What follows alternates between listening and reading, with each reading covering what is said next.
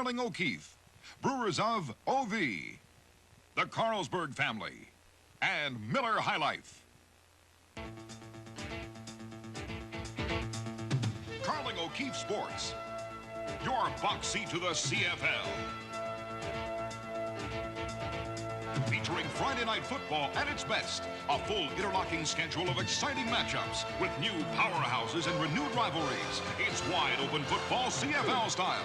Catch all the action from your home box seat. Carling O'Keefe Sports, bringing the sports world home to you.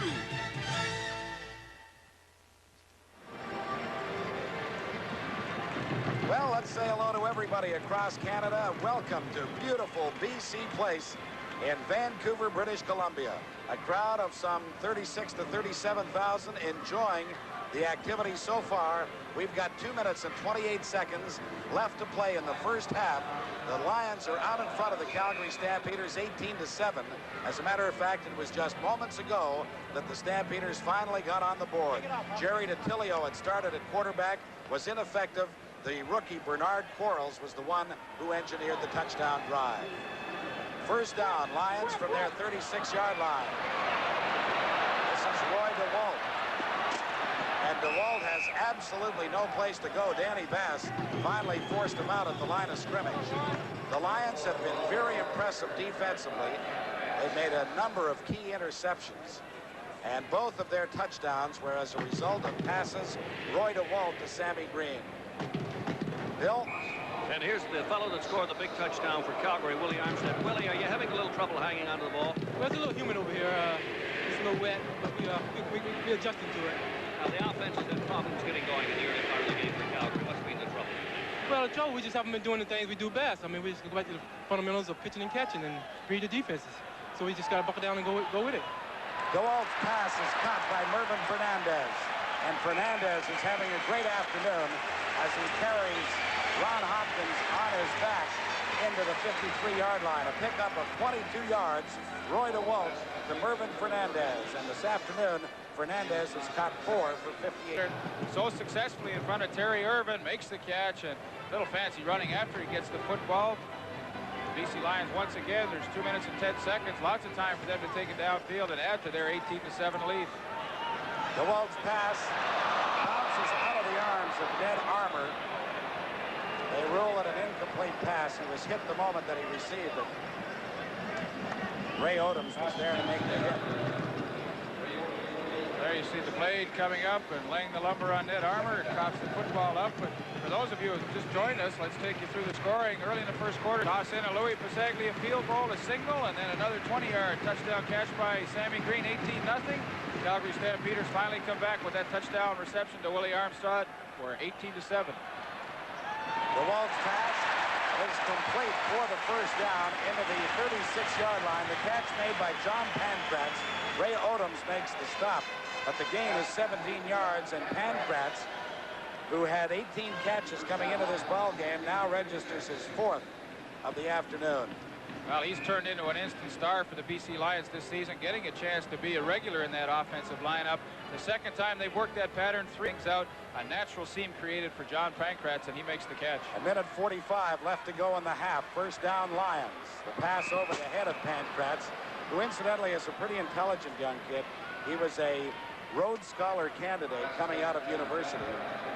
Elected instead to play football, and one of the very first things that Coach Don Matthews said when he accepted the job of the BC Lions, he said, my #1 quarterback will be Roy DeWalt, and John Pankratz will be a starter for me as an inside receiver. And he sure hasn't let Don Matthews down at all. Call number 20 was coming in on a safety. Boy, these defensive backs, the Stampeders having a tough day. Ron Hopkins with the sore knee, and now apparently an injury to Richie Hall. Richie Hall only stands 5'6". They tell me that he hits like a 6-footer, but it really is a disadvantage. As a matter of fact, Sammy Green's first touchdown was caught over his head because of the height differential. 6'1" for Sammy Green, 5'6" for Richie Hall. Incidentally, Roy DeWalt has completed 15 of 21 passes this afternoon to 4 different receivers, but the 2 big passes went to Sammy Green for major scores. You know, gentlemen, in this magnificent BC Place Stadium, an interesting point when we were here yesterday afternoon, you could see without any lights on. In other words, the roof, the ceiling itself, lets in sufficient light that you could read a newspaper or whatever you want to do. The lights are on now for the game, but it's not absolutely necessary because you have such a light ceiling, and it just makes for a great stadium, and I think without question, and you two will agree, the finest stadium there is in North America today. You see, Bill, from that shot there, the lights are all strapped to the ceiling of the stadium, and sometimes, though, as a receiver, you can lose the ball up in those lights. Flags are down as the wall was just drilled. James West was in there. The Stampeders may have jumped. I guess, Leaf, it depends upon who the receiver is. Tom Forsani was saying it didn't bother him a bit. Well, maybe I was thinking if I was playing, because I had a walk. Now, on the I field. wasn't inferring that. You know that. You know, I'm going to tell you something, though, about this stadium. It really is a paradox. This is a beautiful day in Vancouver. Last year, a beautiful day like this would have meant an extra 5,000 or 6,000 fans for the Lions. Today, because it's so nice and because of the tremendously beautiful setting here in Vancouver, a lot of people have opted not to come to the ball game. Well, you know that there are 150,000 people, I was just told, at a sandcastle competition at White Rock, which is about 30-40 miles south of Vancouver. And they tell me that English Bay and all the beaches are just absolutely jammed because they haven't had too much hot weather. But when you get the warm weather in Vancouver, it is paradise. Well, I'll tell you one thing. We were out on the water yesterday with our pal Frank Wrigley, who's with us in the booth today. And it was truly one of the great days of my life. It couldn't have been nicer. Riggs was, as usual, great host. And so is his wife, Donna. We sure appreciated it. Hopkins takes the punt. And with a good little deke, fumbles the ball out of bounds at about the 23-yard line, so the Stampeders will maintain possession. A 35-yard boot has returned 13 yards, and so with a minute and 12 left to play in this second quarter, the Stampeders will have an opportunity to add to the 7 points that they already have. Let's have a look and see if we can pick up that fumble there. Richie Hopkins up the sidelines. The ball squirts loose, but number 89, Mike MacArthur gets on the ball there, and of course, Stampeders retain possession. So let's see if Bernard Quarles can do what he did the last drive for the Stampeders, and that is get them into the end zone. He's got a great arm. He floats this one up beautifully for Levenseller. And Levenseller is inside the 40 to about the 38. Nelson Martin, the Seneca College grad in Toronto, was there to make the stop. 47 yards the pickup. What a great throw by Bernard Quarles. Steps up in the pocket, and I really like the delivery he gives here. Mike Levenseller working free in behind number 17. Kerry Parker comes up with a catch, and boy, the Stampeders have really come back here late in the second quarter. Their last possession, a touchdown, and now Bernard Quarles has got them into BC Lions territory again. The clock is moving with 52 seconds left to play in the half. Quarles is 4 for 4 since coming in relief of Jerry DiTilio. And this one, looking for Darrell Smith, is over his head. So we've got 41 seconds left to play in this first half. It is BC 18, Calgary 7. The Lions jumped out to an 18-0 lead. Calgary finally got moving thanks to that young man, Bernard Quarles from the University of Hawaii. Well, that's a lot of yardage. You saw 110 yards on the 4 completions that he has had, so you can see he can move this football team in a hurry. He'd like to move them for at least a first down right here. Let's see if he can.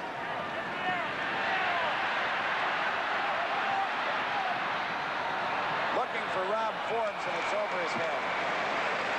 Nelson Martin on the coverage for the Lions. Quarles was under tremendous pressure, was able to get away from the pressure and floated the ball down to Forbes, but just over his head.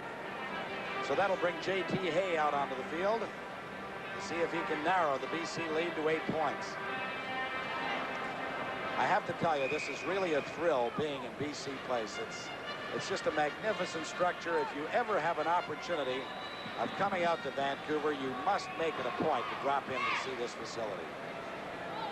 And most of you weren't with us at the top, but we can tell you that head coach Don Matthews says it really does a lot for his ball club. They feel they've made it to the bigs when they walk in here. The field goal by J.T. Hay is good from 45 yards out. And so with 27 seconds left to play in the first half, It is BC 18, Calgary 10, and we've got a ball game. All right, I like that field goal by J.T. Hay. That's a long kick, and he's got them right back in the game, 18-10. And as we suggested, Bernard Quarles is really coming through for the ball club. Coming in the second quarter, he's done a good job, got them 10 points, and right back in the thick of things. If you missed the score from Montreal earlier this afternoon, it was Winnipeg 30, Montreal 25. A moral victory, if not one in the won and lost column for the Concord, because they trailed badly at the start. But they came back to make it a ball game. John Henry White. And he gets out to about the 37 or 38 yard line as the Lions appear content to run out this clock. Rick Klassen leaving the field of play with that ice pack on his injured right ankle.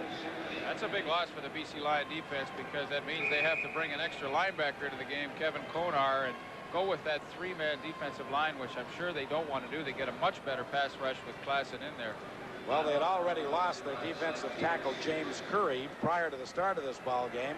Brent Reset went in to replace him, and now with Rick Klassen out of there, that means half of their starting front four out of the ball game. So we've got a timeout called by the Stampeders. It'll be second down, 8 yards to go for the BC Lions from their 37-yard line. Clock is stopped with 21 seconds left to play in the half. We've had a couple of pass interceptions by Bernie Gleer and one by Tyrone Cruz for the Lions, and that was instrumental in giving them excellent field possession most of that first part of the ball game. Jack Goda talking things over on the sidelines. He's got to be a lot happier now than he was about 6 or 7 minutes ago, because it looked like it was a blowout coming. Well, some people have suggested that Jack Goda's job is on the line with the Stampeders. They haven't been pleased with the performance of the club so far this season, but in the second quarter now the offense getting on track a little bit, and they're back in the ball game now. They win this ball game, they're tied for first. I don't know why anybody would be putting the heat on Jocko, but anyway, Bernie Morrison makes the stop, and it will force the BC Lions, with 18 seconds left to play, into a punting situation, unless they elect to try to hang on to the ball, which of course they could do with 18 seconds left.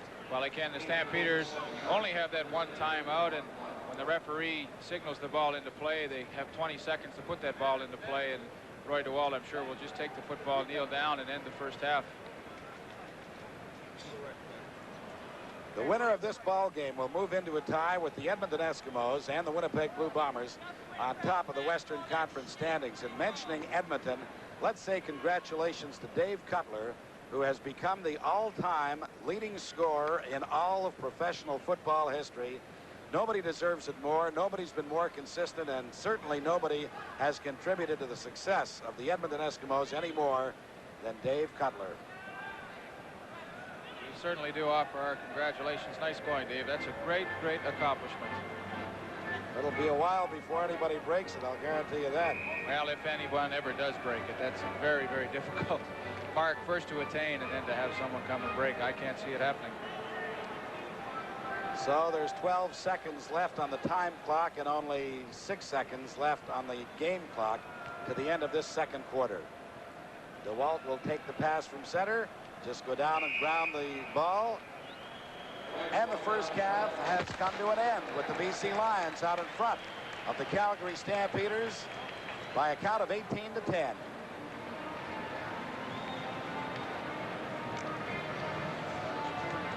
I'll tell you that the proudest man in BC, probably in Canada, is Bobby Ackles, the general manager of the BC Lions, who are playing in that magnificent BC Place Stadium that you are looking at right now. Bobby Ackles and I worked together back in 1953 and 1954, and he is the only man that has been with the Lions ever since they came into operation in '54 in Empire Stadium, which at that time people thought was a great stadium, and then to today, which is certainly the fruition of your career. And Bobby, the thing I want to ask you about is 2 or 3 years ago, this club was almost bankrupt. The question was, were you going to continue? Now, because of BC Place, it seems to be all turned around. Well, it's not quite turned around yet, Bill, but there's a light at the end of the tunnel. When we, 3 years ago, before they announced the stadium, and I have to give full credit to Premier Bill Bennett of this province for building the stadium, We were close to bankrupt, and there was no light at the end of the tunnel. And of course, with 60,000 seats here to fill, there is the probability now that the franchise can go on for a long, long time to come. What do you anticipate for average crowds in BC Place? Oh, I think this year, if our team continues to play well, it will average 45 to 50,000. You think you've got 38 or 39,000 here, but obviously the great weather outside has hurt you today. Well, that's the unfortunate thing about nice days in Vancouver. The people will stay on the beach, but no, we'll start filling the stadium as our team progresses and starts playing well, and I'm sure we'll see a number of full houses this year. You've got a good, exciting ball club. Good luck, Bobby Ackles. Bobby Ackles, general manager of the BC Lions. Now let's have a look at those first half statistics with Pat Marsden. Well, we can tell you that the BC Lions are out in front of the Calgary Stampeders 18-10, and we'll continue with halftime in just a moment.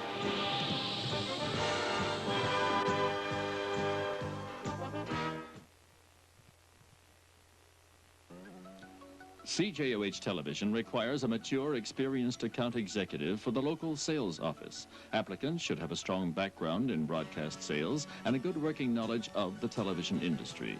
Please reply in writing to Post Office Box 5813, Station F, Ottawa, Ontario, K2C 3G6. Attention, the local sales supervisor. All replies will be kept strictly confidential.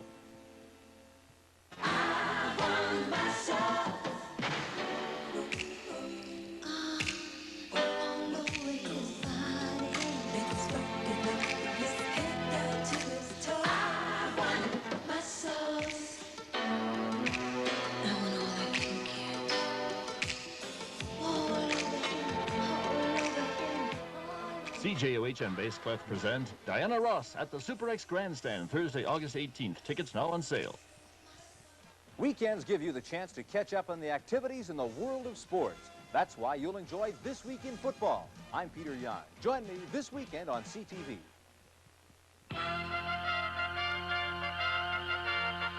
He turned down the Detroit Lions to play for Winnipeg in 1935 and quickly earned a place in Canadian football history.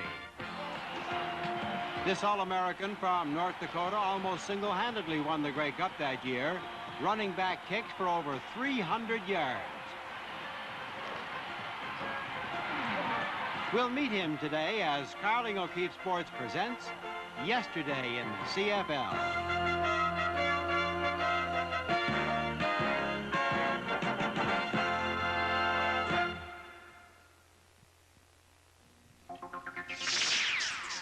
You'd give anything just to take a breather. But you know you'd be giving too much to the other team. But right from the first time you played, you knew you had found your game. And right from the first time you tried OV, we'll bet you had found your beer. That's why you just say OV for that great tasting beer. OV, OV, oh yeah, you just say OV.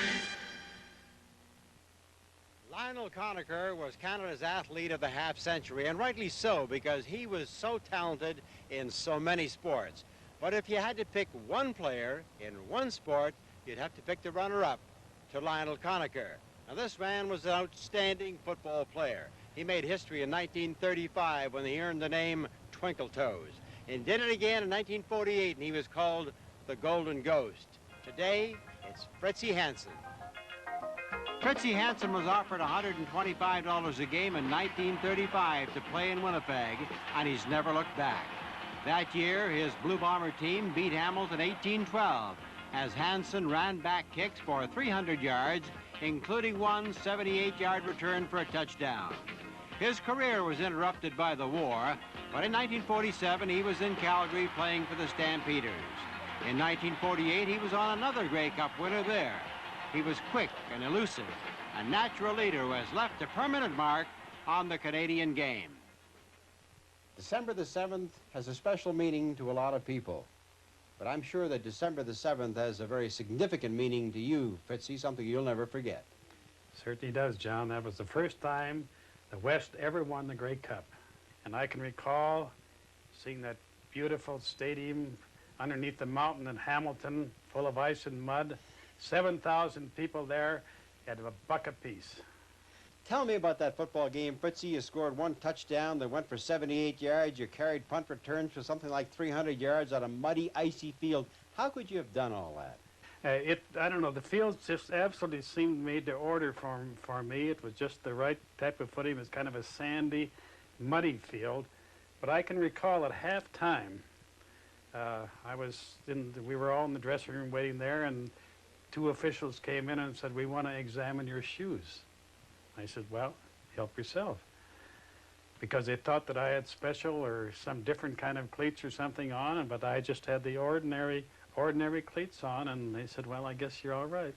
I understand you scored 11 touchdowns in one football game. Now, is that a real, true story? 11 touchdowns and 9 extra points in one game. College, high school, where? High school. In high school. I see one of these fellows who's in fact, he's in Toronto. He played against me, and he says, "Fritz," he says, "I'll never forget this. I'd like to." But he said, "You beat us 77-0, and he said, "You scored 11 touchdowns and 9 extra points." He said, "I think you scored every damn time you got the ball." Even though they paid you to play, you were still considered an amateur. Now, how did that happen? Well, I was supposed to have had a job in the Winnipeg Grain Exchange there, and I was getting my salary there as $125 a month, I think it was, that I got back. Mind you, back in those days, $125 was a pretty fair stipend in the dirty 30s. Fritzy Hansen remained in Calgary after retirement. In 1966, he became an original member of the Canadian Football Hall of Fame. Today, at 77, he remains busy in the insurance business, as well as many community efforts in his adopted city. Well, you were second to Lionel Conacher in the voting for Canada's Athlete of the Half Century. You were the first one to be inducted into the Canadian Football Hall of Fame and so many other awards, and yet you were never awarded a place in the Canadian Sports Hall of Fame. I'm sure that must bother you as it bothers many of us. Well, it does some when I see some of the names that come up every year and in all types of sports, and I thought, well, I don't know, but maybe they'll get there. I was asked for the credentials at one time, and that's long ago, and I don't know what happened. Richie, when you moved from Winnipeg to Calgary, you brought a lot of football players with you, but I think the most significant move in Canadian football history was the fact that you helped them get Les Lear. I don't have any question about it, because Lear had a lot of experience in the States, and he had a good connection down there, a great friend of Chili Walsh's, and so I told the directorate here, I says, "Hire Lear." Well, they said, "Who's Lear?" So I told them about him. So they asked me to phone him, which I did, got Lear to come up here, and he brought in the defunct Honolulu Warriors like Woody Strode, Johnny Aguirre, and that bunch. I stole a few guys from Winnipeg, and man, that was some football team. You were on the executive level in football for a long time, but never became a director, and I wondered why. Well, I never really cared to be at the executive level. I was a director for a few years, but just as such, and I suppose I was kind of a renegade type of guy, and I think I knew probably more about football. I figured I knew how it should be run. A lot of them didn't agree with me. As a matter of fact, they fired me or left me off the directorate one time. And I'm sure they'll all admit now, a lot of them say, "Geez, Fritz, we should have listened." You're in the Who's Who in Minnesota's Hall of Fame. You're in the Canadian Football Hall of Fame. Do you think you were well rewarded in Canadian football? Oh, very much so. I've been most happy, most successful, married a great Canadian gal, got some wonderful, wonderful friends, and football, having been an integral part of my life, it seems to go on forever, even after 50 years, John. Fritzy Hansen, a name to remember, yesterday in the CFL.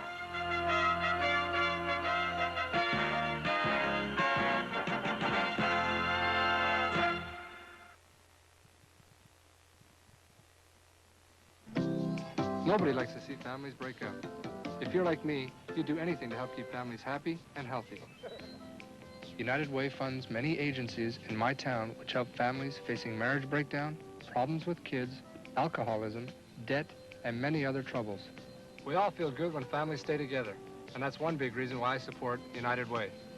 Hey, let's eat.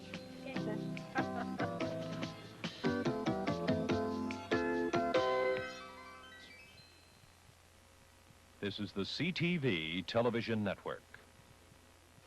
The best choices here on CJOH Cable 7.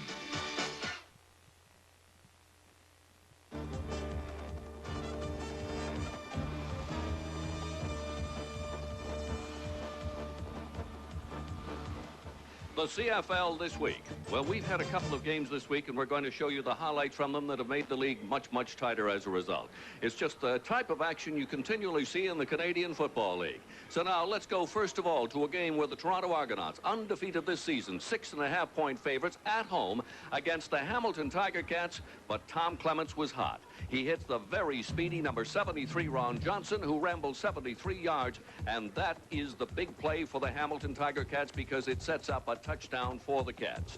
The touchdown is the one that puts them away and running. Keith Baker, his favorite receiver, he goes in from 15 yards. It's a 10-1 game. Then Clements over the middle. Johnny Shepard, who did not catch much in his college career but has turned into a standout receiver. It's 27-1. And now Joe Barnes trying to get them back in the game for the Argos, intercepted by Mike McIntyre. McIntyre gets away from Paul Pearson, the intended receiver, and Barnes again. He replaced Holloway. He's under pressure. 61 hits him. Mike Walker. It was Mike Walker and Barker and Trevor Covington on top of him all night. Bernie Ruoff now. His kick is blocked by Donovan Rose, who picks up the block himself and goes 32 yards for the touchdown. 31-12. Barnes still fighting. Gets it through to Pearson. He is in the end zone, and that's the way it ends. 31-18. That is 10 straight losses in league play by Toronto to Hamilton. In the Saskatchewan-Edmonton game, a very tight defensive battle. Warren Moon to Adele Smith, finally getting Edmonton ahead 12-6. Then Joe Adams finds Christopher France. 88 yards, runs out of his helmet. That's the best way to describe it. Makes it a 19-14 game. He had over 200 yards in this ball game. What a performance by DeFrance. But back in action again, Warren Moon. And look at his favorite receiver, Brian Kelly. A stupendous reception. That definitely was a touchdown, 33 yards. It's 26-14. Here's Angelo Santucci, one of the fine Canadian backs for this Edmonton club, making it 33-15. And the biggest play of all, Dave Cutler. The field goal, it's good. Look at those Eskimos, 2,003 points by Cutler. The Victoria product, who went to Simon Fraser University in Vancouver. A world record over the legendary George Blanda by 1 point. And there he is, 37-year-old Dave Cutler. The Rothman Stars that took place during this past week, and it's no problem. The problem, as a matter of fact, is picking them out from all the great performances. James Sykes, believe it or not, despite the many years he has starred, has never won a Rothman Star. But he got it this week. He goes for 153 yards, and Sykes wins the offensive award. It was teammate Nick Goltz who picked it up, and Rick Goltz had an outstanding game. Along with Ed McElhenney, he's in on this sack of Ron Reeves and wins the lineman honors, Rick Goltz. But the one that was selected this week as far as the defensive play was concerned was the one that just killed it as far as the Hamilton Tiger Cats were concerned. The big play for the BC Lions. Quarterback Tom Clements slips slightly. Moving in front, Kerry Parker, he's got that ball, tucks it away as any good back does, and look at him go. And so there you have the Rothman Stars of the week. Well, now, coming up on the CFL this week, some excellent football that maybe will start to break up the logjam. We've got CTV Friday Night's Football, BC at Edmonton with Frank Rigney, Al McCann, and Dale Isaac. Ottawa at Hamilton, Toronto at Winnipeg, Calgary at Saskatchewan. Great excitement. We'll be back with more halftime in a moment.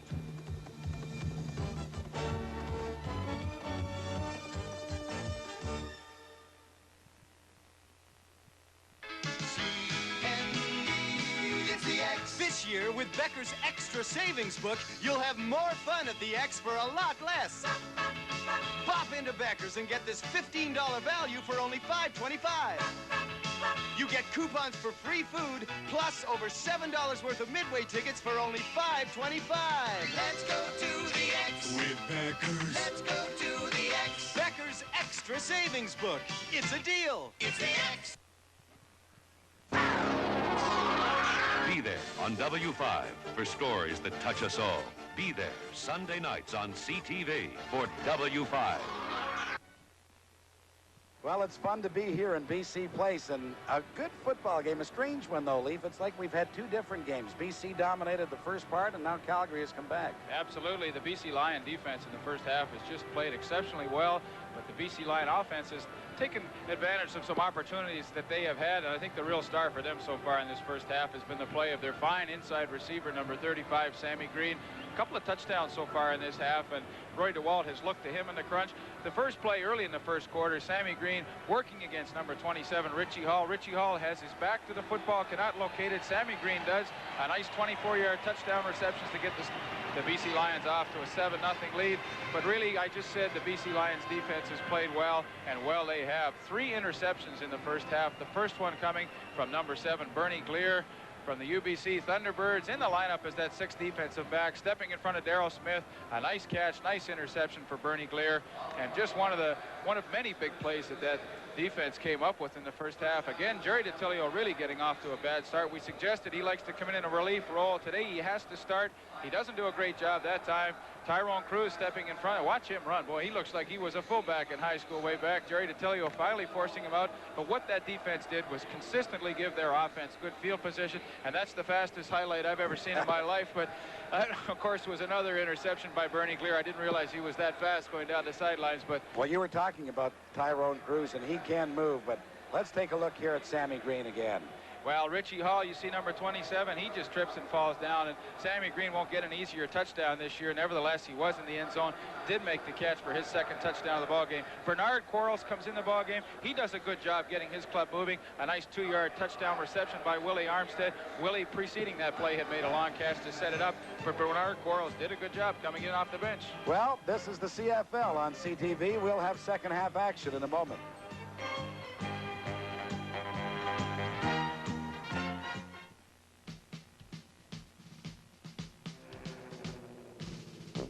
So free and slip through the air. You're in your plane, you restored with a lot of care. Friends took their time and it turned out fine. Now there's plenty of good times to share. Make it a Carlsberg, make it a Carlsberg, make it a Carlsberg, my friend. Come on, come on, come on, it's time for CTV. Put me on the spot, right on the air. You put yourself on the spot, my spot. She and Matt are perfect for each other. Well, they just don't know it yet. 5 seconds. You're skating on thin ice, kid. It's the only place I have to skate. There's an all-out battle for ratings, egos, and romance when it's time for Goodnight Beantown. New this fall on CTV.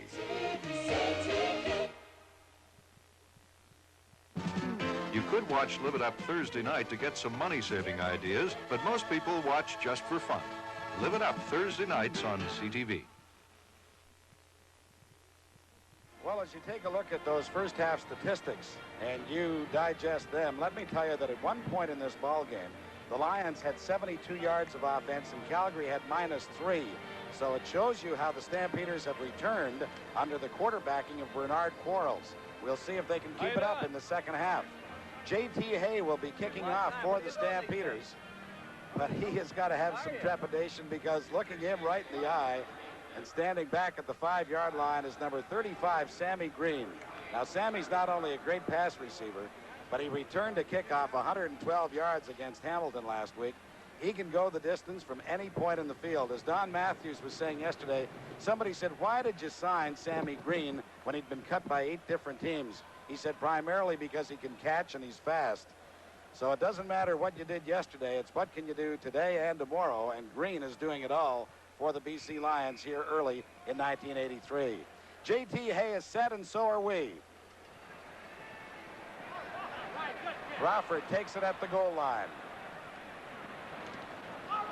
And he might have been better advised to let Sammy Green take it because Crawford only gets out to the 15-yard line. And for one of the few occasions in this ball game, the BC Lions are going to start in a real jackpot. They are back at their 15 after the 65-yard kickoff by J.T. Hay. Miscommunication on that catch puts the BC Lions deep in the hole, and boy, that's, if you're a Calgary Stampeder, you'd like to see that happen early in this third quarter, first play. You like to hem them deep in their own zone. Let's see what that defense can come up with. I know many of you have just joined us. It was 18-0 at one point for the Lions. It is now 18-10 as we begin play here in the second half. Roy DeWalt at quarterback, and he will be called on a time count violation. And boy, we have seen an awful lot of that in the CFL this year. It's very, very difficult to quarterback in this league because you only have 20 seconds in the huddle and to put the ball into play, as opposed to 30 in the National Football League. It's a great rule, though, Pat. It speeds up the game. No question about it. Super. The penalty is 5 yards, so the Lions are forced back to their 10, where it is 1st and 15. John Henry White, number 20, and Don Taylor, number 19, are the 2 setbacks for the Lions.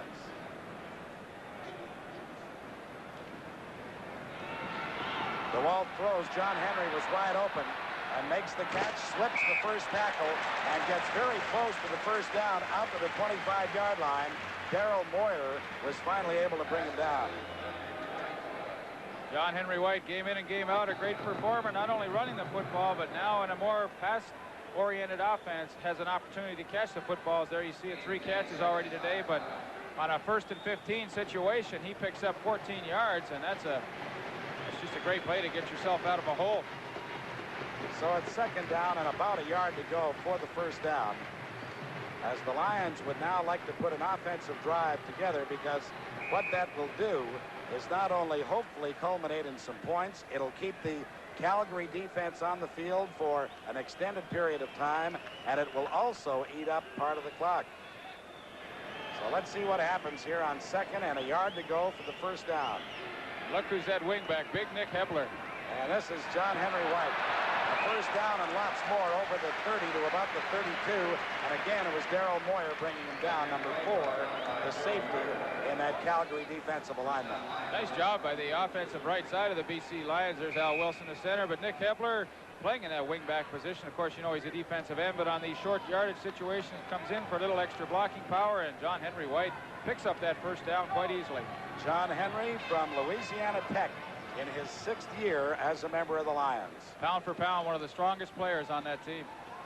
DeWalt's pass is complete to Sammy Green. Sammy caught it at about the 41-yard line, which will be close to a first down.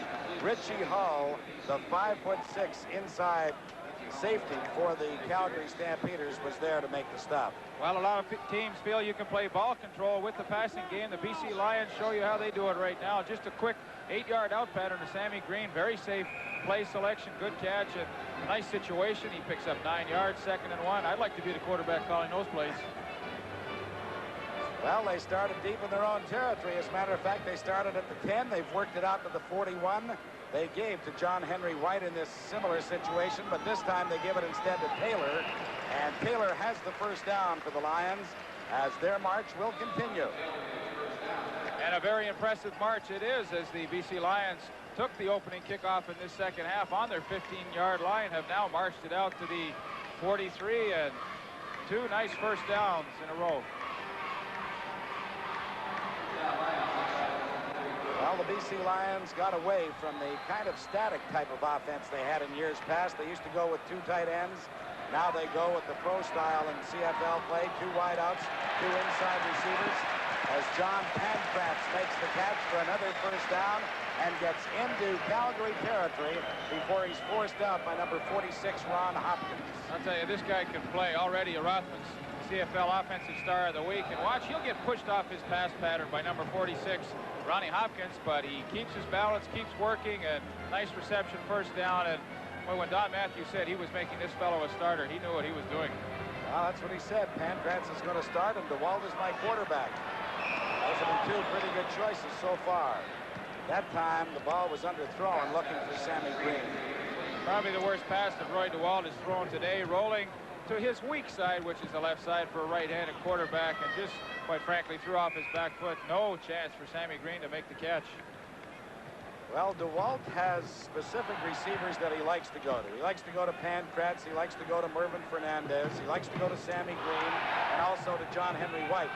The other fellas haven't caught the ball. I'm thinking specifically of Ned Armour, number 8, who's the fastest man in that BC lineup. DeWalt's pass for Pankratz, and he just couldn't come up with it. Ron Hopkins was defending against John Pankratz. The inside safeties are Hopkins and Hall, and they have the responsibility to look after Pankratz and Green. That's why their names are mentioned so frequently on the telecast. So the Stampeders bend, but they don't break, and now the BC Lions will be punting with 11 minutes, 28 seconds left to play in the third quarter. BC 18, Calgary 10. You know, it's interesting, Pat, we talk about Roy DeWalt, and that was also one of the things that Don Matthews decided when he took over the head coaching spot. He said, Roy DeWalt is going to be my #1 quarterback. A lot of indecision over the years of who was #1 between he and Joe Paopao, but DeWalt certainly has taken over the leadership of this club. Hopkins with the punt return for the Stampeders gets out to the 16-yard line, and that's where the Stampeders will start when we come back. The Lions lead the Stampeders 18-10, and we will be back in just a moment.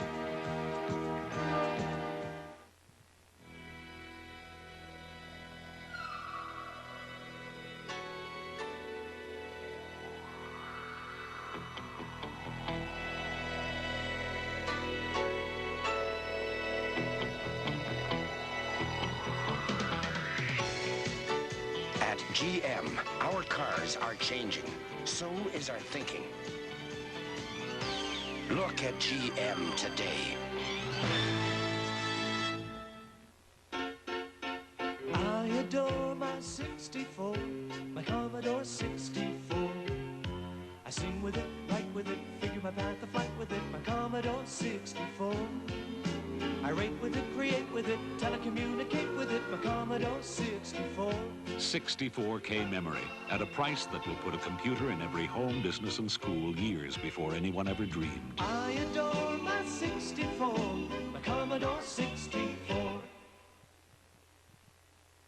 Great college players around Canada. And in this city of Vancouver, when you used to mention pro football players from the colleges, it was only Simon Fraser. Well, now it is the University of British Columbia that is producing some great football players as well. 4 players in today's game, as a matter of fact. Bernie Glier, who has been a standout. And the reason is head coach Frank Smith, who has had a powerhouse at UBC. As Pat, you and Leaf both know, but it makes it great for CFL ball. Thank you, Bill. This is James Sykes with the handoff. And Sykes gets to the 20-yard line. He'll have a pickup of 5. Upended there by Melvin Bird, number 10. And just a word of thanks to our spotter, our good friend Deke Collins, who has joined us for this afternoon's telecast. Deke, a very prominent Calgary attorney, helping us out, picking up those defensive tackles. And as he pointed out there, Melvin Bird came through. Well, James Sykes had 152 yards on the ground last week against the Concord, and I'm sure in the second half they'd like to run the football a little more with him. 2nd and 5 for the Stampeders from their 20-yard line. Quarles with a lot of time had the ball deflected at the line of scrimmage. Mac Moore got his hand up in the air and just deflected the ball sufficiently that the pass could not be completed. Tremendous play by Mac Moore. If you're not going to get to the quarterback, can't make the sack or get the pressure, do the next best thing. Stick that big meat hook up there. Watch that. That pass could have been completed to Darrell Smith, but a nice play by number 78, Mac Moore, the fine defensive tackle. So that means that Mike McTagg will come into the ball game to punt. Larry Crawford, number 28, JoJo Heath, number 26, back to return it for the Lions, who lead it 18-10 with 9 minutes, 50 seconds left in the third quarter. End-over-end ball that is taken by Heath and then fumbled out of bounds at the BC 51-yard line. A 42-yard boot, and we'll credit Heath with a 3-yard return, even though he wasn't able to get the handle of it. Well, just a reminder that Dale Isaac, Frank Rigney, and Al McCann will be in Edmonton for what should be just a tremendous football game next Friday night. On Friday Night Football on CTV, the BC Lions and the Edmonton Eskimos, there's a possibility that first place could be at stake, because if the Lions win today, they'll move into a tie with the Eskimos and the Winnipeg Blue Bombers. DeWalt's pass, looking for Fernandez, and Ned Armour comes up with the deflection. That's the second time in this ball game that one BC Lion player has deflected it to another. Well, that just tells you that these BC receivers have total concentration when they're going down the field, because, as Pat mentioned, that ball intended for number 24, Mervyn Fernandez, over the middle. But number 8, Ned Armour, will come into your picture, picks up the deflection, never once takes his eyes off the football. That's just a great offensive reception. Ned Armour, a rookie from San Diego State University, gives BC First down at the Calgary 33-yard line. A good break for the Lions, a tough one for the Stampeders. Armour looking for his first touchdown of the year, can't come up with it, as Ray Odoms was providing the defensive coverage. You know, Pat, it's interesting. For years, there were very few teams in the CFL that would attack Calgary's fine cornerbacks, Ray Odoms and Terry Irvin. But today, it appears as though Roy DeWalt is not worried about them in the least. He's constantly worked Fernandez on those hook patterns against Terry Irvin, and now sending the speedster Ned Armour deep against one of the fine cornerbacks, Ray Odoms. So it is 2nd and 10. Lions from the Calgary 33-yard line. 8:25 left in the third quarter. 18-10, Lions lead it. Don Taylor takes it over the middle and gets inside the 20 to about the 16-yard line. Terry Irvin finally brings him down, number 28, but it's a 16-yard gain for Don Taylor. Stampeders trying to apply some pressure to Roy DeWalt. Come with the all-out blitz. Daryl Moyer has to pick up Don Taylor out of the backfield. Taylor, nice reception, gets the first down. Very impressive march Roy DeWalt put together here in the third quarter. Taylor, originally drafted by the Ottawa Rough Riders, has been with the BC Lions and now playing a prominent role under coach Don Matthews.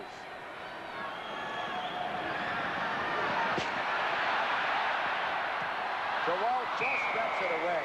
It was knocked down by Ron Hopkins, but tremendous pressure put on the BC quarterback by Rick Goltz, who already has accounted for 2 sacks in this ball game. Well, we have a chance to see Roy DeWalt. He just simply ran out of time looking down for John Henry White in the end zone, but Ronnie Hopkins up in the air makes a nice reception. There you see Mervyn Fernandez. He's trying to work free, but good cover job once again by Terry Irvin. And the Stampeders pick up an injury on the play. Their nose tackle, Randy Troutman, is down. And boy, I'll tell you, this is a magnificent facility, a tremendous playing surface, but it does get hot, and so, you know, the fellas pick up cramps and everything else. That's the score, 18-10, the Lions over the Stampeders. We'll be back in just a moment.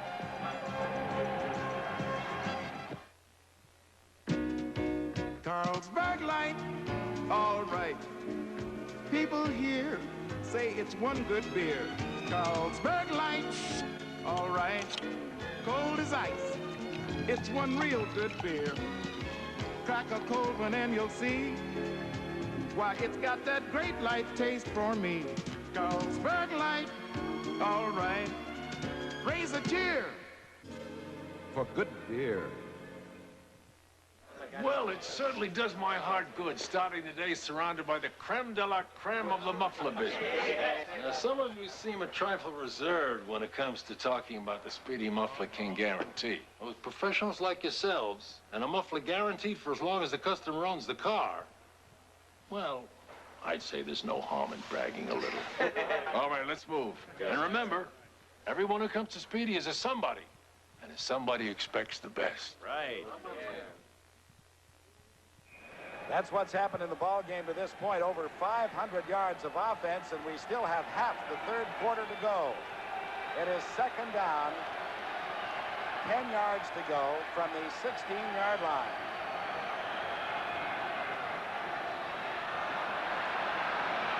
Flags are down. And DeWalt goes down as well at about the 7-yard line. Bernie Morrison was there to bring him down to the turf, but there is a flag on the field. Well, the added feature in that BC Lions offense is the ability of Roy DeWalt to scramble and get outside. That time he had no choice. The pressure was coming. The pressure due entirely to the Calgary Stampeder defensive line being offside, but boy, Roy DeWalt's a great athlete. He can get out and run and really make things happen. Really, you know, in the first part of this ball game, the BC Lions had an opportunity to really close the door on the Stampeders. They were not able to effectively administer the coup de grace. They must do so now if they're going to win this game. It is 3rd and about 2 yards to go for the first down.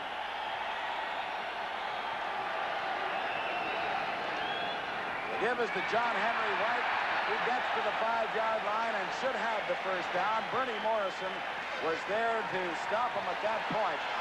But it is first down, Lions at the 5-yard line. see John Henry White following the lead blocking of number 19, Donnie Taylor, the center, Al Wilson, right guard, Glenn Leonard. They just pushed that Stampeder defensive line back. And a good play to pick up that first down. The BC Lions are moving, and as Pat astutely mentioned, this is really where they can put the nail in the coffin. They have to take advantage of the good field position they've had. It'll be first touchdown to go for the BC Lions from the Calgary 5-yard line with 6.5 minutes left in the third quarter. I'll tell you how much they think of their running game, Pat. First and goal on the 5, they put their short yardage team in with Nick Hebler and his pals, and they're going to try and run that football into Pierce. Lions lead it by 8 points, 18-10.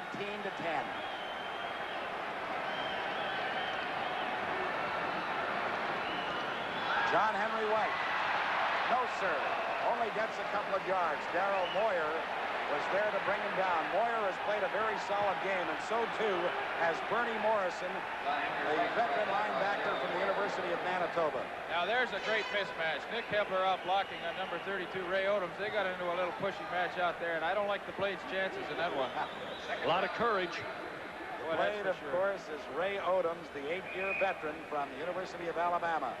The Blade got up to 165 pounds one year and went on Weight Watchers. Second down, touchdown to go, Lions from the 3-yard line.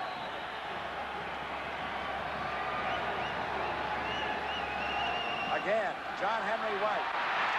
Touchdown.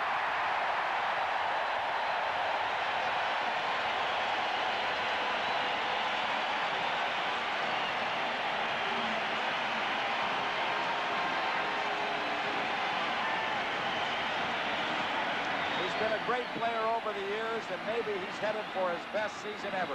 John Henry White, number 20.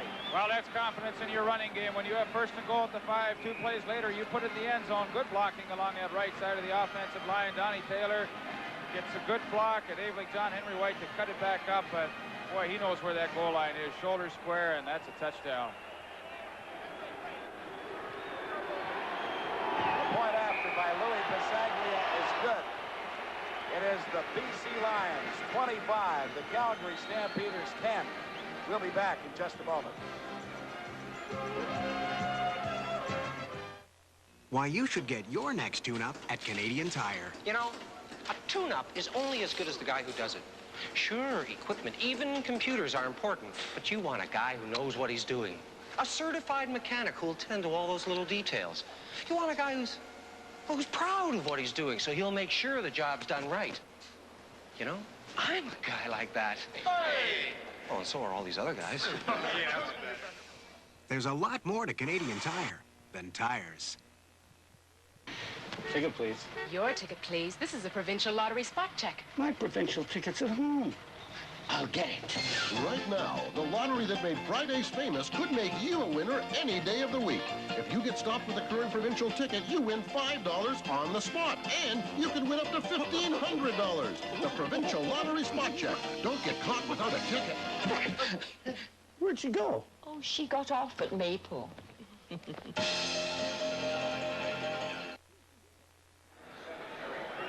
We've got 5 minutes, 19 seconds left to play in the third quarter. There's the BC march. It was impressive. As a result, the Lions lead the Stampeders 25-10. Let's see if the Stampeders can rebound. Bisaglia's kickoff will come to Darrell Smith at the 10.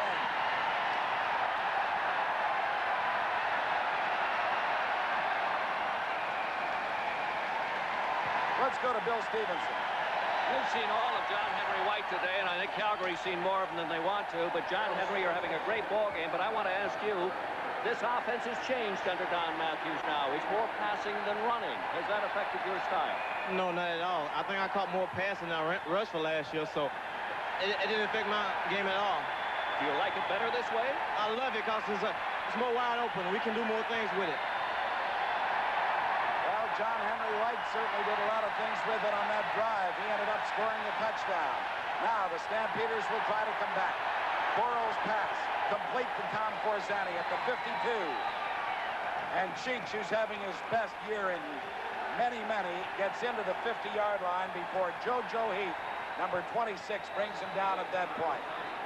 Well, Tom Forzani running a tremendous pass pattern against number 26, JoJo Heath, the cornerback obtained from the Toronto Argonauts in the offseason. Watch the move, breaking into the middle of the field and then turning it back to the sidelines. Absolutely turns number 26, JoJo Heath, completely around. And a nice nifty move after he makes the catch to pick up a little extra yardage. First down of this second half for the Calgary Stampeders. Quarles takes a real shot from Hebler after he releases the ball. But Quarles has been impressive since coming on in relief of Jerry DiTilio.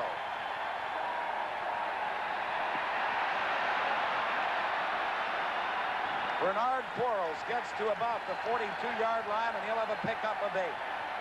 He's a rookie from the University of Hawaii. He is definitely the Stampeders' quarterback of the future. To be certain, he may be the quarterback of the present. Well, and Pat, one of his outstanding features is his ability to tuck that football under his arm and run with it. And that time, when things are not the way you want it, the best way to pick up some yardage, tuck it under and run. He picks up 8 yards, 2nd and 2. 25-10, Lions over Calgary.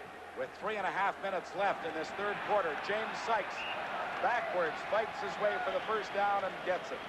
You know, the din that you've been hearing is Crazy George going to work again, but I think they got the wrong name. Instead of Crazy George, it should be those crazy, wonderful, wild fans. They really cheer it for their BC Lions. I mean, you know that I think the greatest fans in the world are in Saskatchewan. Well, you got to take a look at these BC fans, the way they get worked up. They've got to love football to come inside on a day like this, because it is absolutely beautiful here in Vancouver today and yesterday. But it's been a poor summer, I understand. Kevin Konar with the sack for the BC Lions, the first one this afternoon. Konar is in the ball game because Rick Klassen went down with an ankle injury, and he comes through with the big sack. And let's give some credit to that BC Lions secondary. They did a good job once again of shutting down those Calgary receivers. Consequently, as Pat mentioned, Kevin Konar in to pick up the sack. 2 minutes, 25 seconds left to play in the third quarter. You see it. 3 sacks for Calgary, 1 for the Lions. BC 25, Stampeders 10. 2nd and 16 for the Stampeders. A long drop by Quarles, and this pass deflected away neatly by JoJo Heath. Stepped right in front of Mike Levenseller at the last moment to knock the pass away. Unfortunately for Bernard Quarles, he saw Mike Levenseller open just a little too late. It gave JoJo Heath the necessary time to react to the football, accelerate through it, and a nice play to break up that pass. Don Matthews and his coaching staff on the sidelines. Boy, I'll tell you, they've got a solid football club here in BC. They are going to contend for that Western Conference Championship unquestionably. Do they ever want to win that game next Friday on our CTV Friday night telecast 2 out of Edmonton? And you were mentioning Klassen, by the way, Pat. Klassen says the ankle's not bad, but the reason he's not playing is he's trying to make sure that he's ready for the game in Edmonton. Well, that's a big one for them. They'll have their hands full because the Eskimos are looking good. Punt goes out of bounds by Mike McCagg. Let's see where they mark it. He was hoping to get it inside the 10. And he gets it just outside by about a foot. So that's a great punt by Mike McCagg, as the Lions will start just outside their 10-yard line. A 34-yard punt. Now, that may not sound very impressive, but he accomplished what he wanted to do, and that was put the Lions in a hole. Well, more and more you're seeing that with the kickers in the CFL, sacrificing the chance to get a single point to try and hem the other team deep in their own end of the field, because, as we all know, field position plays such a big part in the CFL.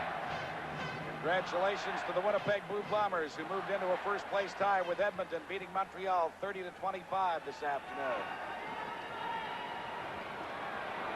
DeWalt, with a lot of time, goes deep for Sammy Green. It is picked out by Daryl Moyer. Moyer gets the ball into the 27-yard line, and when we're talking about our Carling O'Keefe game stars, Daryl Moyer is going to have to be a prime candidate because he has been outstanding for the Stampeders today. Well, he certainly has. Roy DeWalt back to pass. Now, he's looking deep for Sammy Green. He has to put a little touch on the football to get it over the linebackers. Daryl Moyer reads the play perfectly from his free safety spot. That's a nice interception. Good run back, and boy, the Stampeders are coming back. Well, we've got 1:10 left to play in the third quarter. Daryl Moyer last week intercepted a Ron Reeves pass and returned it for a major score against the Concord, and now he gives the Stampeders a life. First down, Calgary at the BC 28-yard line. Quarles pass, good to Smith. And Darrell Smith is inside the 25 to about the 23. Larry Crawford makes to stop at that point, number 28. The kind of plays we suggested would be successful for Bernard Quarles when the BC Lion defense is dropping everybody off in that deep zone coverage. Let someone come underneath, such as Darrell Smith, make the catch, get you in a 2nd and 5 or 2nd and 4 situation, what they have. Tom Forzani comes out of the ball game. Mike McTagg goes in to replace him on 2nd, and let's call it 6 yards to go. Calgary at the 23-yard line of the Lions.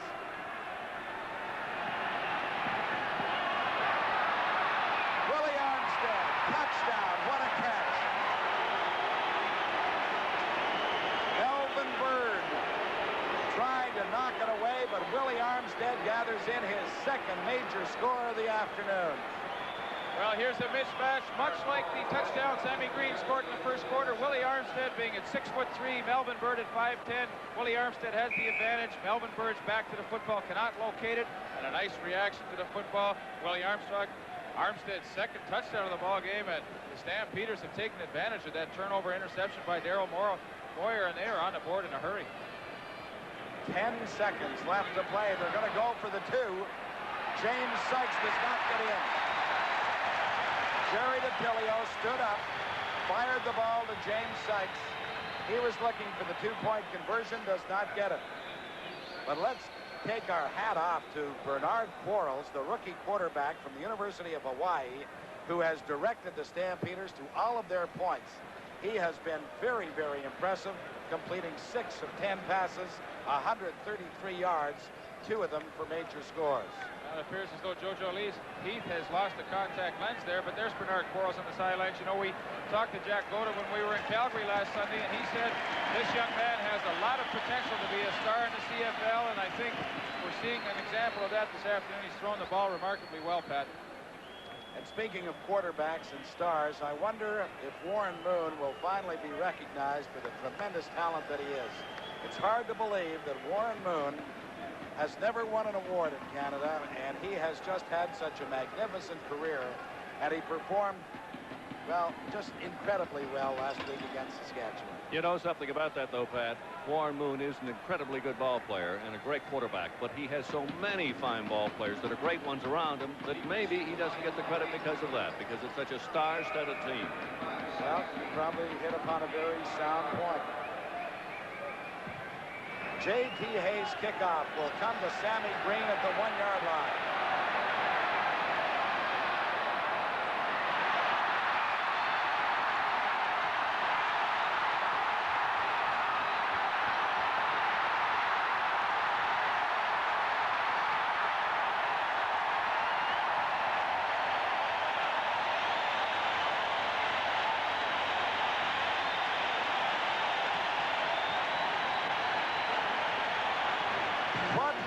Can you say 65 yards, the return by Sammy Green. We'll look at it again when we come back as the Lions lead the Stampeders 25-16. We'll return with the 4th quarter in a moment.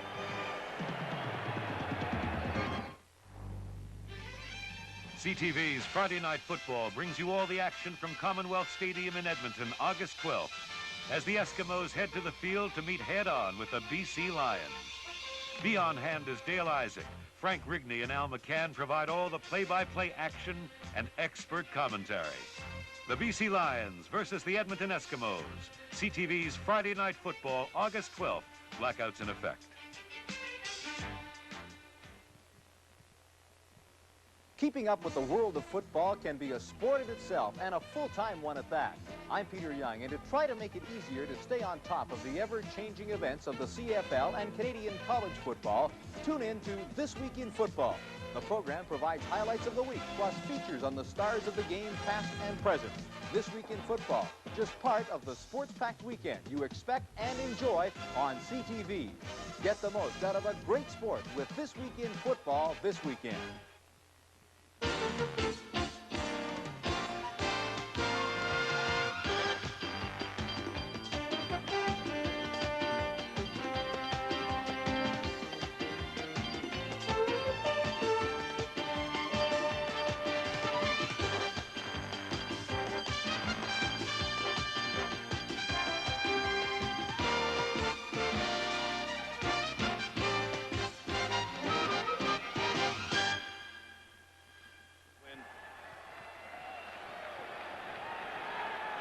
Well, we'll take a look at Sammy Green's brilliant kickoff return right after this play. DeWalt's pass looking for John Henry White goes incomplete. But Sammy Green returned a kickoff last week against Hamilton for 112 yards. He fumbled it there. He fumbled it then. Watch the result. Boy, this is just a great individual effort. We'll just let you have a look at it because he gets away from Mike Levenseller there and down the field. Boy, he is just a tremendously exciting football player. You know, his coach, Don Matthews, was telling us yesterday, he said he marches to a different drummer. That's fine. I don't care about that. I want him to perform on the field, and the man has done every single thing I've ever asked him to do. Flags come down. Armour was offside for the BC Lions, the wide receiver to the left of your screen. You know, Pat, it's refreshing to hear the comments of Don Matthews because so many times coaches let personalities get in the way of their decisions of who is going to be on the roster, but he really let Sammy Green and a few others do their own thing. As long as they perform, that's all he's concerned about. As long as some of their... I was going to say, Leaf, the most interesting thing to me... BC number 8, declined, 3rd down. The most interesting thing to me about Don Matthews is he was regarded in Edmonton as being a real defensive genius, and you know what the defensive players of the Eskimo side of him. And here, he's really an overseer. Says he doesn't have anything really to do with the defense. He lets his coaches handle it all. Well, I think he put a general philosophy in, though, Bill, and the assistant coaches are just carrying out some of his views about motion and how he uses his inside receivers so well. So the penalty was against Ned Armour. Declined by the Stampeders, and Passaglia is punting. Ball in the end zone. Now, we're going to have an argument here. They may say he came out to the 1-yard line and went back in.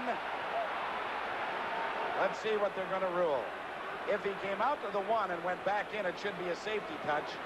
They may rule that he did not come out, period. Well, absolutely. We'll have a look at that again because, as Pat mentioned, if you come out of that end zone, cannot retreat without giving up the 2 points. Let's have a look. There's the foot on the line. No question. He's out. Should have been a safety touch. Instead, it turns out to be a 45-yard single by Louis Passaglia to make it a 26-16 ball game in favor of the Lions. Once again, let's have another look. There's no question. His hand is at least out in the field of play. So is his foot. And you know, Pat, that's a big turnaround because BC would have got 2 points and Calgary would have had to kick off the football. So now Bernard Quarles needs points, and he needs them in a hurry. 13:45 left to play in the ball game. Quarles is going deep. Darrell Smith is there and makes the catch at the 38-yard line. We've got a flag back at the line of scrimmage.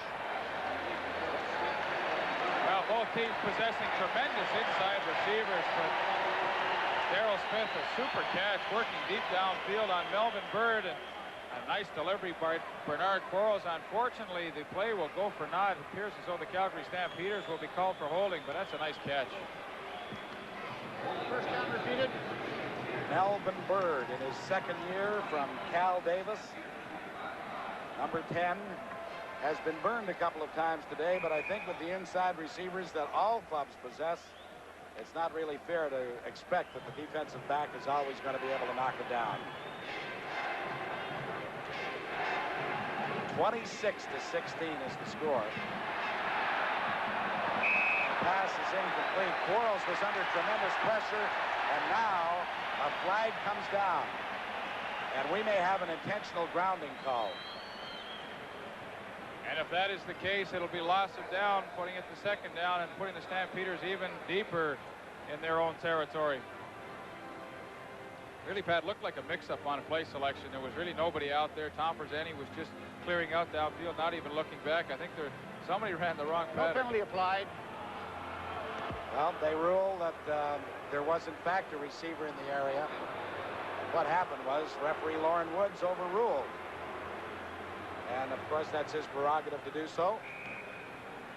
So it'll be 2nd down. The ball at the 25-yard line. 2nd and 20 for the Stampeders.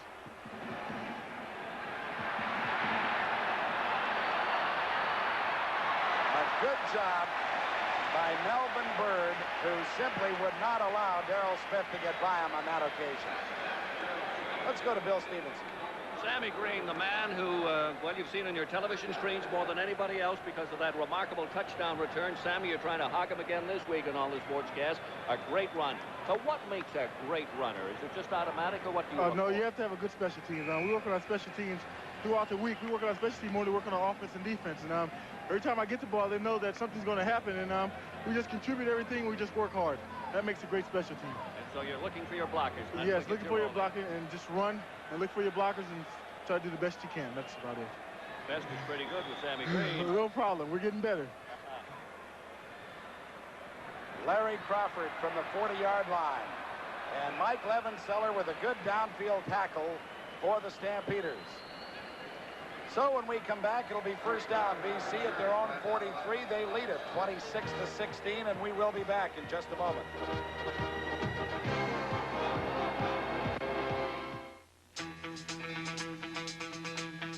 Somehow you've got to keep it alive, no matter what the cost. But right from the first time you played, you knew you had found your game. And right from the first time you tried OB, we'll bet you'd found your beer. That's why you just say OB for that great tasting beer. OB, OB, oh yeah, you just say OB. Buy your new camera at Black's, because they're giving a free gift with every camera purchased. Plus, your new 35mm camera is covered by Black's 1-year accidental impact guarantee. And, Black's has great prices, great service, and Black's money-back guarantee. Plus, with every roll of film developed at Black's, you get a chance to win over 200,000 prizes. It's great. Free gifts, Black's guarantees, and great value. Now, where are you going to buy your new camera? Black's is photography. Black's!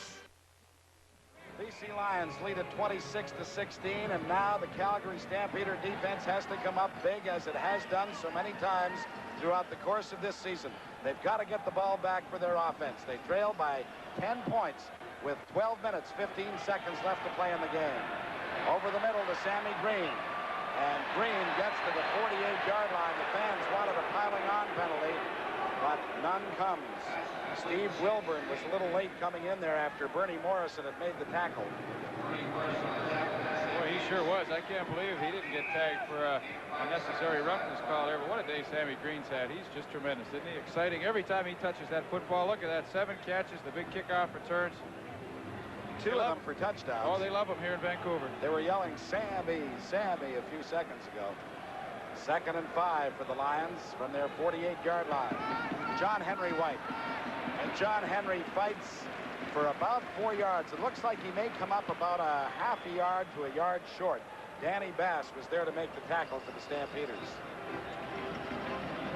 Pat, well, we have an opportunity. There's a friend of mine in Regina, Bob McAfee, who's recuperating in hospital from an accident. And Bob, if you're listening today, we wish you all the best and hope you have a speedy recovery. Well, we know it was a tough accident, Bob, but we know the kind of guy you are, too, and that you'll fight back just as hard as you can. Just as the Stampeders have to fight back right now, trailing by 10 points with 11 and a half minutes left to go in the ball game.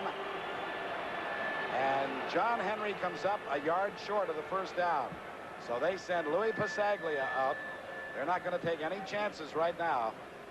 Put the Stampeders deep in a hole and see if the Lion defense can contain it. Absolutely. I think an excellent call by Don Matthews. He has a chance to pin the Stampeders deep in their own territory, make them drive pretty near the length of the football field. So good decision on his part. Richie Hall, number 27, and Ron Hopkins, 46. Back to return this punt from Louis Pasaglia.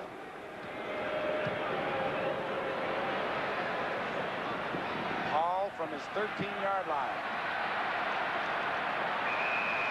And he fights his way out over the 20, but the Stampeders are going to be in a hole once again. With 11 minutes exactly left to play in the ball game. It is BC 26, Calgary 16.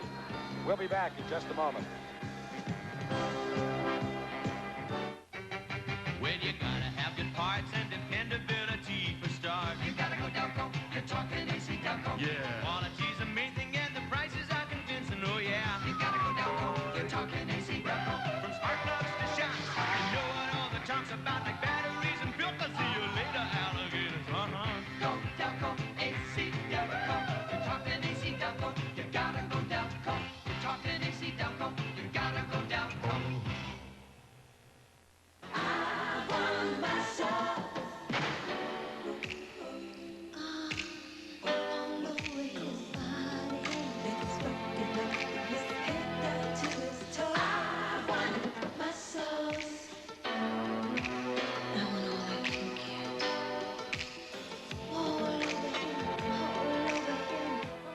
CJOH and Bass Clef present Diana Ross at the Super X Grandstand, Thursday, August 18th. Tickets now on sale.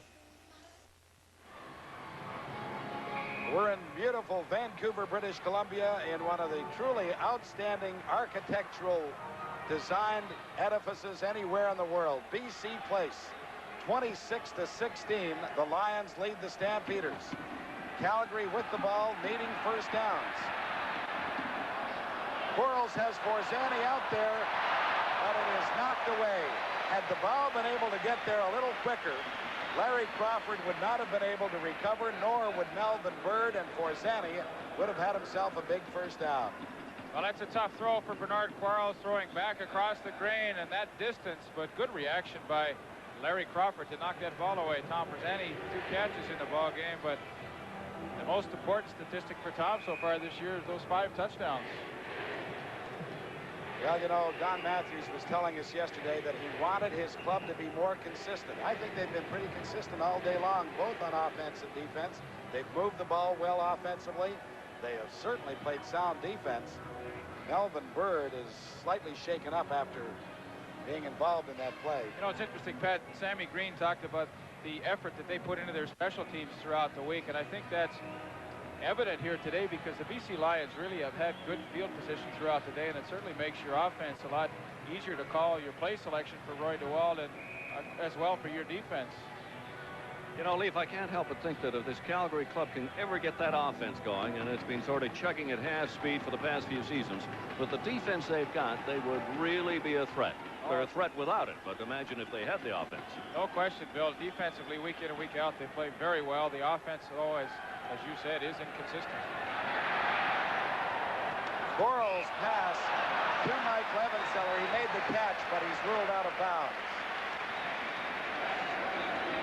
And so Mike McTagg and the punting unit will come out onto the field with 10 minutes and 8 seconds left to play in the ball game. BC 26, Calgary 16. Well, a tremendous reception by Mike Levenseller, but unfortunately out of bounds, and the BC Lions will once again receive this punt around their 40 to 45 yard line, and as I just said, they have enjoyed excellent field position throughout this football game. Bernard Quarles has not completed a pass in his last 4, but he has been effective at times throughout this ball game since coming in to replace Jerry DiTilio. JoJo Heath from his 38-yard line, and he doesn't get much, maybe out to the 42. So that 52-yard boot by McTagg gets the Stampeders out of a bit of a jackpot, but the Lions, with 9 minutes, 38 seconds left to play in this game, don't have to score any more points. They lead it by 10 at the moment. There was an interesting development that Leaf explained possibly before we joined the entire network. Jerry DiTilio had started, and so they had 2 import running backs, Ray Krause and James Sykes, in the lineup. And they were hoping to run the ball effectively today, but then when DiTilio couldn't do the job, they had to take Krause out of the ball game and insert Rob Forbes because of the import-non-import ratio. That pass goes incomplete. It'll be 2nd and 10. BC from their 42-yard line. Good day for Roy DeWalt. 21 out of 35 for 274 yards, 2 touchdowns. The attendance today, 37,496.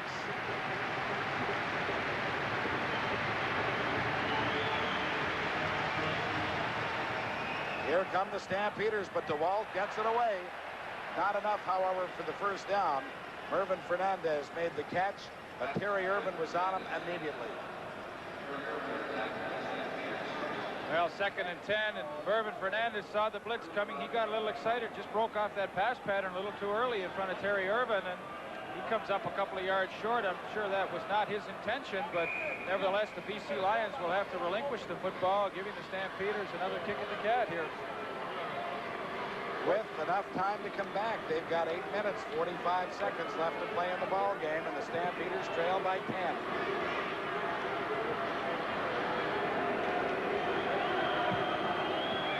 Good boot by Bisaglia. This is Hall from his 5-yard line.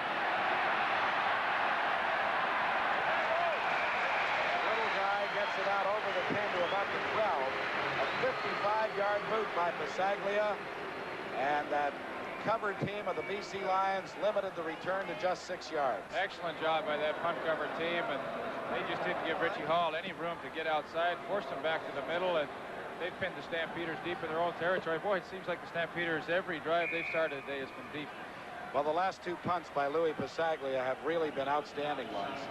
And as a result of that, the Stampeders just have absolutely no field position with which to work. Probably one of the most underrated kickers in the CFL is Louis Passaglia. Game in, game out, does an absolutely tremendous job. Missed the first convert of his career last week. He'd gone 240 straight. Lions come up with the ball. A bad exchange between the center, Willie Thomas, and quarterback Bernard Quarles. It appeared as though Quarles pulled out of there early, and Kevin Konar comes up with the fumble recovery. Another mistake comes back to haunt the Calgary Stampeders. The exchange from center just never there. The ball loose. The BC Lions recover along with those interceptions and fumble recoveries. It's tough to win football games when you're coughing up the football like that. I'll tell you, Kevin Konar has come in relief and done an outstanding job. You take a look at the turnovers, and that's a very big part of this ball game. 5 times the Stampeders have given it away, and the Lions only twice. So it is first down from the 13-yard line. DeWalt goes to work quickly. The pass for Pankratz is over his head. That time, Roy DeWalt feeling the pressure. Probably had to throw that football before he was ready to, but John Pankratz, boy, he's getting some attention from those Calgary Stampeder defensive backs. They're really bumping and knocking him around, and Ronnie Hopkins that time applying the coverage. I think he's still feeling the effects of that knee injury when James West collided with him in the first half. Hopkins, as Lee pointed out, down on one knee. What an addition he's been to the Stampeders, however. Played very, very well in that secondary. People remember the Stampeders had an excellent inside safety last year in Napoleon Ingram, and he broke his leg last year. Is not ready to play yet, but Hopkins has done the job.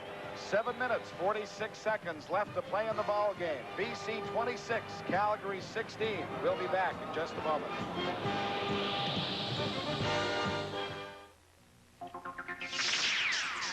You'd give anything just to take a breather. But you know you'd be giving too much to the other team. But right from the first time you played, you knew you had found your game. And right from the first time you tried OB, we'll bet you had found your beer. That's why you just say OB for that great tasting beer. OB, OB, oh yeah, you just say OB. CJOH Television requires a mature, experienced account executive for the local sales office. Applicants should have a strong background in broadcast sales and a good working knowledge of the television industry. Please reply in writing to Post Office Box 5813, Station F, Ottawa, Ontario, K2C 3G6. Attention, the local sales supervisor. All replies will be kept strictly confidential.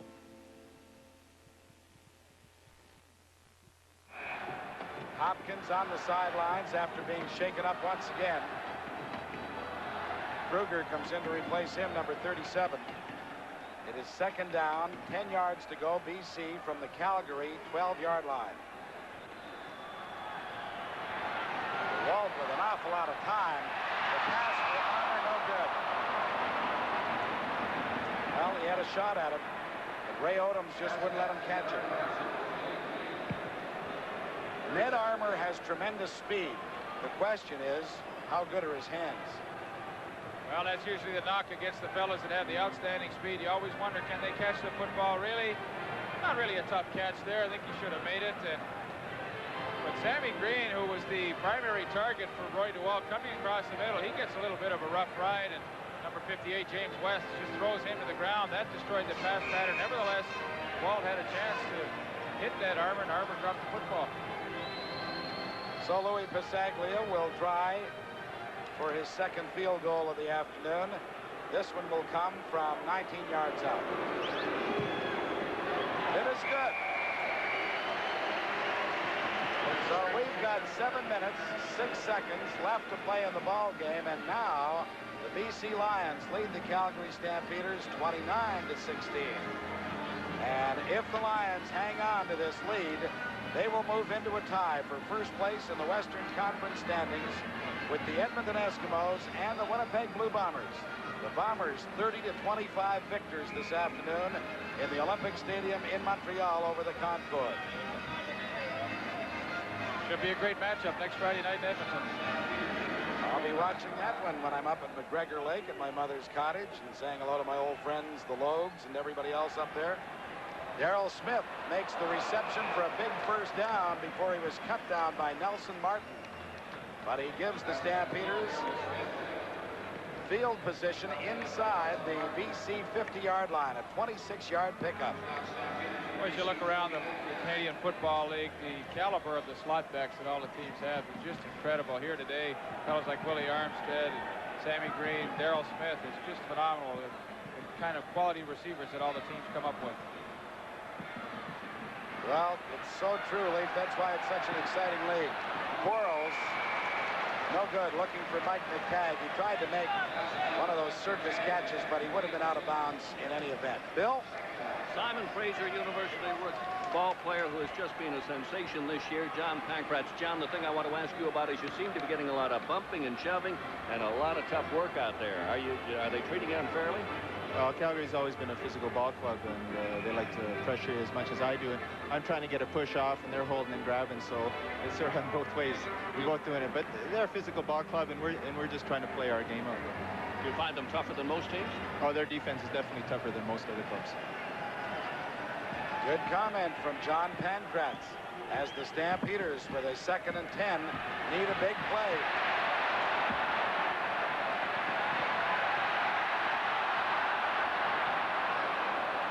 Quarles floats it up and picked out by Larry Crawford. And he steps out of bounds, and that could do it. Well, Quarles was under great pressure initially from Nick Hebler. And maybe he would have been wise to just throw that ball out of bounds. Well, it so often happens with a rookie quarterback. He doesn't know when to just unload it and save the chance for the interception. This time looking deep down for 96 Rob Forbes. Larry Crawford high in the air. A nice interception. And really the BC Lions defense, their 6th turnover of the ball game that they've had, and give them full marks. They've come to play today. And they will come to play next Friday in Edmonton in what should be a classic encounter. Don Matthews goes back to the club where he built his reputation as an assistant coach with Huey Campbell, and he'll bring his BC Lions into Commonwealth Stadium for what should be just a great matchup, and you'll see it on Friday Night Football here on CTV. So, you know, we keep talking about the defenses getting tired because they're on the field so much. How about this Lions offense? Well, Bill, when you're winning and you're on offense, you never get tired, let me tell you. And you're behind, if you're behind in Calgary's defense, that's when you start to feel those bumps and bruises a little more. But if you're out in front playing offense, it's just entirely fun in a game like this. Don Matthews watching as his great linebacker, Glenn Jackson, comes off the field. There's another fellow who's just had a marvelous career with the Lions, has never won any big awards, but as good a linebacker as there is in the league. First down, Lions from their 36-yard line. 5:25 left to play in the ball game. John Henry White picks his way for maybe 2 or 3 yards, not much more. BC 29, Calgary 16. The Stampeders had hoped to climb into a tie for first place. They'll fall a couple of points back now. John Henry, well, he came into this ball game with a 6.8-yard average. It's fallen a little bit, but he's done the job. When they needed the first downs, he was able to get them. It is 2nd down, 8 yards to go, Lions right now. That pass, DeWalt was looking for Sammy Green, but it was well overthrown. Pass attempt to Sammy Green. So that'll bring Pasaglia and the punting unit back out onto the field, and the Stampeders aren't dead yet.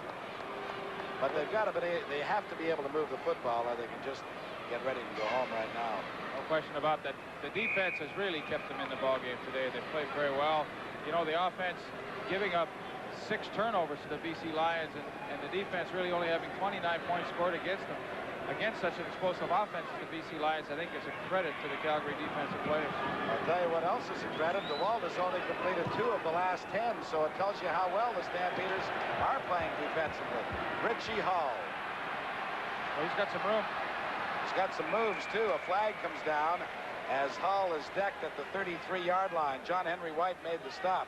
A 52-yard boot by Passaglia, a 17-yard return.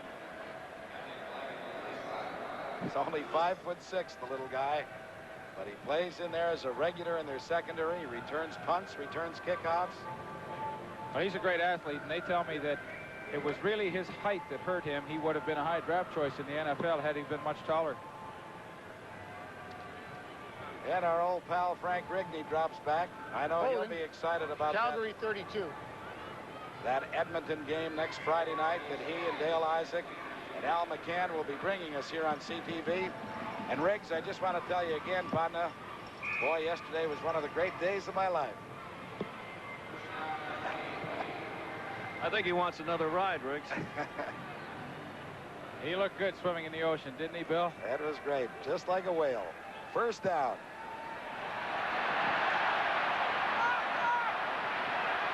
Tyrone Cruz was able to force the Calgary quarterback out of bounds at the 22-yard line. We're down to 3 minutes, 58 seconds left to play in the ball game. The Lions jumped out early, 18-0. The Stampeders fought back to make it 18-10. But they haven't been able to close the gap from that point, and the Lions just keep adding to it. Jerry DiTilio started the day, couldn't get it going. Danny Bass and that defense have played well. But it doesn't matter how well the defense plays if you can't move the football, and that's what the Stampeders are having problems with again today.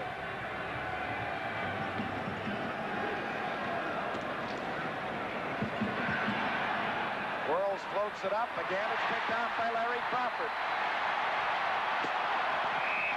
And Crawford steps out of bounds at the 31-yard line of the Stampeders. Well, once again, one of those passes that just should not be thrown, but at this stage in the ball game, you have to take a chance. Larry Crawford equal to the task. His second interception in a row, high in the air, looking for Darrell Smith, but that's a tough spot for a young quarterback. Really, at this stage of the game, you have to put it up and hope for something to happen. What happened was Larry Crawford made the interception. And that normally is what happens, too, when you're trying to make things up on the go. He was desperate. Nothing ventured, nothing gained, as you pointed out, but it was almost inevitable that it would be picked off, and it was by Larry Crawford. So the Lions have possession. First down at the Calgary 32. John Henry White. He hangs on to the football as he gets into about the 27. Danny Bass, one of those in there to make the stop. And with 3 minutes and 4 seconds left to play in the ball game, the Lions lead it 29-16. We'll be back in just a moment.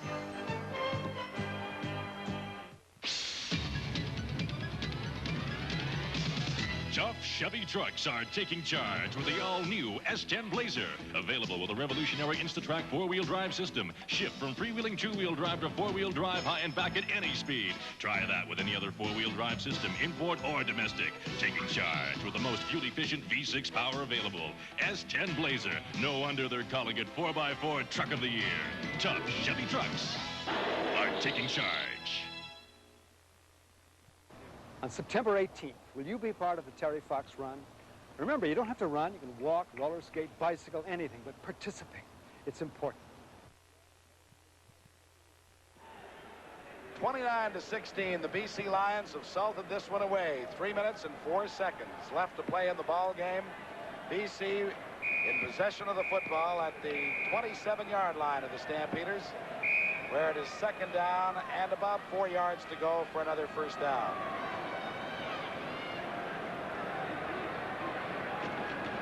John Henry White cracks inside the 25 to about the 23. Now he'll be short of the first down.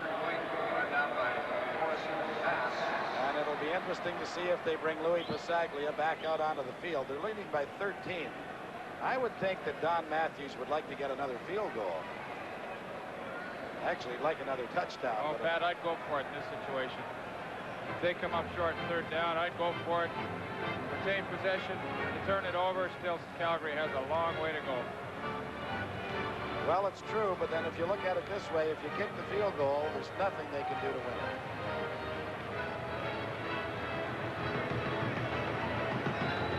And they're going to go for it.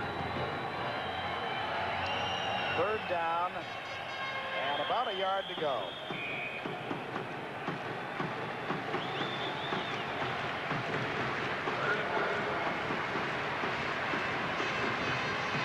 Third and a yard. The ball at the 23-yard line. Give is to John Henry. He's got first down and a lot more into about the 17-yard line. Good job on that offensive right side of the line. Al Wilson, the center, Glenn Leonard, the guard, John Blaine, the tackle. They do an excellent job pushing that Calgary Stampeder defensive front back, and an easy pickup of the first down for John Henry. You know, it really is amazing. The Lions haven't had that much offensive production in this fourth quarter. That's their first down rushing, and they only have one passing. You know what they've had all the second half is they've had excellent field position. Absolutely. So it is first down Lions at the 16-yard line. Donnie Taylor trying to get to the outside, cannot do so. Nailed right at the line of scrimmage.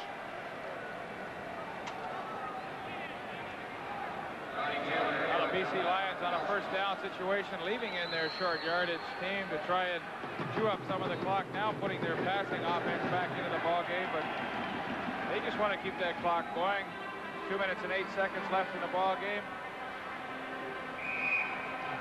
Jack Goda, he's had a great career in Canadian football, but as Lee pointed out, some people are unhappy with the performance of the Stampeders, their offense particularly. Well, you know, Pat, I think it's really what Bill Stevenson was saying. It's the same old thing every year. Good defense and no offense. Well, I'll tell you, the BC Lions don't have any offense on that particular play because the Stampeders just stoned them back at the 20-yard line. Nice ball carrier was Don Taylor. Nice play by number 62, the nose guard, Randy Krupp. No chance for that running play to develop at all. Now we'll see Louis Pasaglia into the ball game. Told you he'd come on. Well, it took an extra series to get him in there. A minute 45 left to play in the game. BC 29, Calgary 16. Roy DeWalt chatting things up with head coach Don Matthews. DeWalt has had the kind of a game that he played very well in spots and then had his problems in other parts of the game, but that was definitely predicated by the play of the Stampeder defense. Pasaglia's field goal is good, and now it's a 32-16 count. Lions over the Stampeders with 1:28 left to play in the ball game.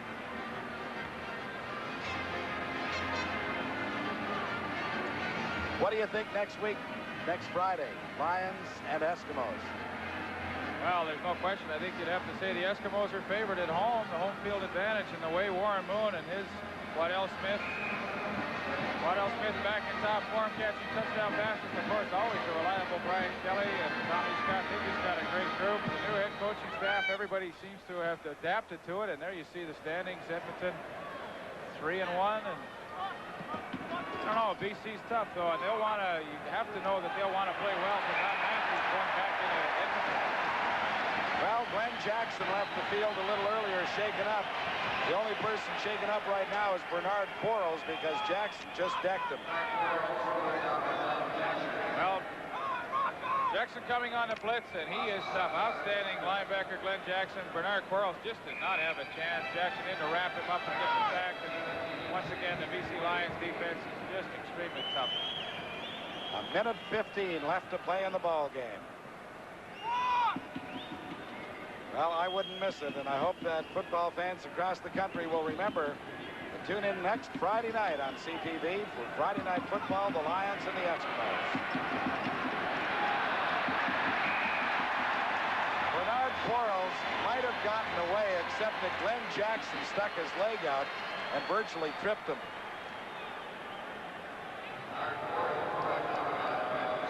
Well, Bernard Quarles, he'll have many more days to try and get that offense moving. Did a pretty good job in the second quarter to get the Stampeders close, but really I think it was the dominating defense of the Lions in the second half that's been the downfall of Bernard Quarles and the Stampeder offense.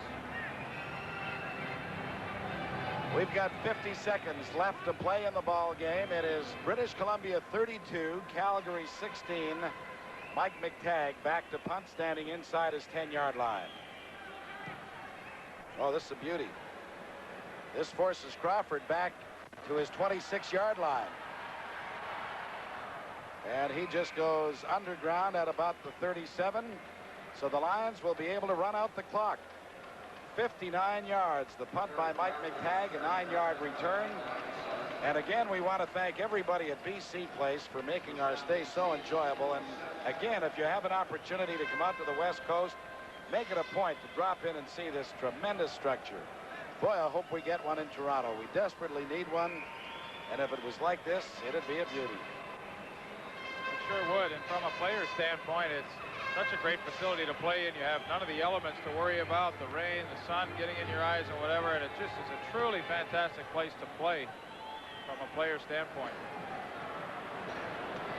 Clock will start on the snap of the ball. Hand it off inside for about 4 or 5 yards. John alone. Let's check that and make it Don Taylor, number 19, the ball carrier. Well, the Stampeders have played well defensively. The Lions have played well on both sides of the ball. They've been aggressive. They've been attacking. That's what Don Matthews wants with his football team, and they are certainly rounding into form. The Stampeders had a chance in the third quarter to really get into the game, but the BC Lion defense just would not allow it. John Henry out to about the 45-yard line, and we'll have time for one more play. A flag comes down. Terry Irvin mixing it up a little bit. And you can understand that, I suppose, the frustration of having played so hard and coming out on the wrong end of a 32-16 score.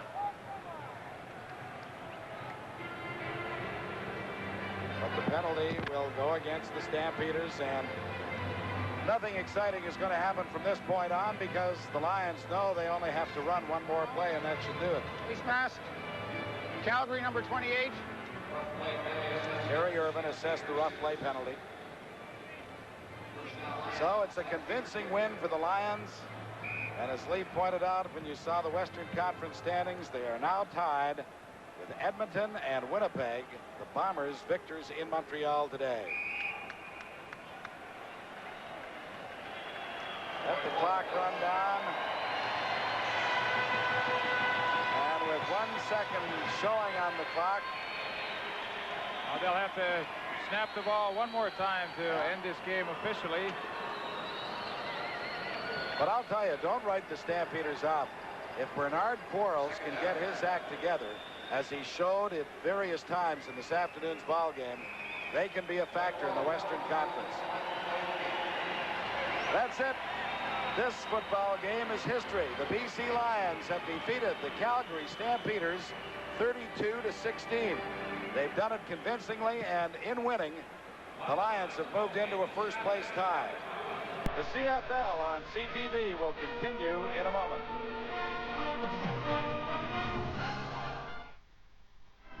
Let's play ball.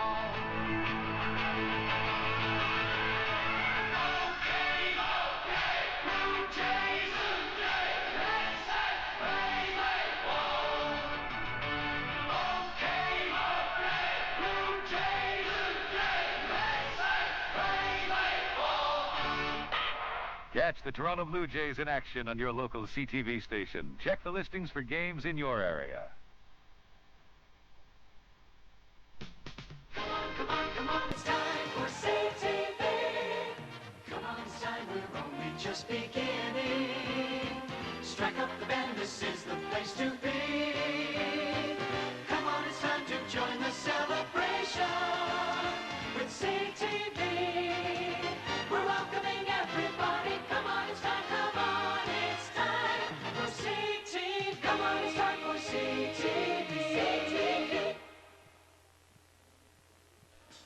Tennis on CTV. 2 great weekends of action. Players Tennis, August 13th, 14th, 20th, and 21st, here on CTV.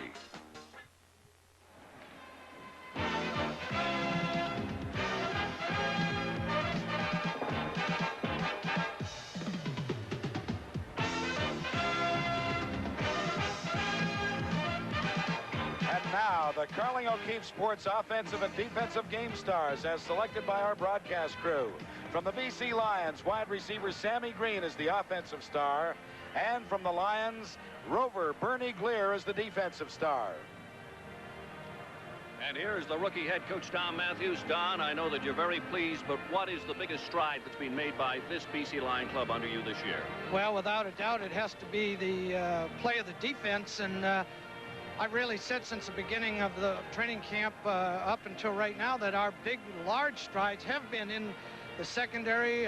We played with a little adversity today. We lost Rick Clausen, and we lost Curry before the game with a neck injury. So they really played well on defense. They're going to the ball, and I think certainly the gigantic strides we made have to be on the defensive side this year. And I'll tell you, you got to be waiting to go into Edmonton next Friday. Well, you know, it's another 2-point football game, and anytime you play in your conference, it's a big game. Calgary was a big game today, and we certainly are pleased that we were out of it with a victory.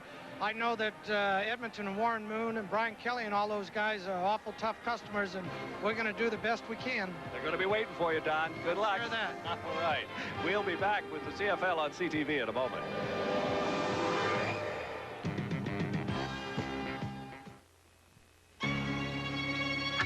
You look forward to it all week long, and then you get knocked around so much you wonder why you do it.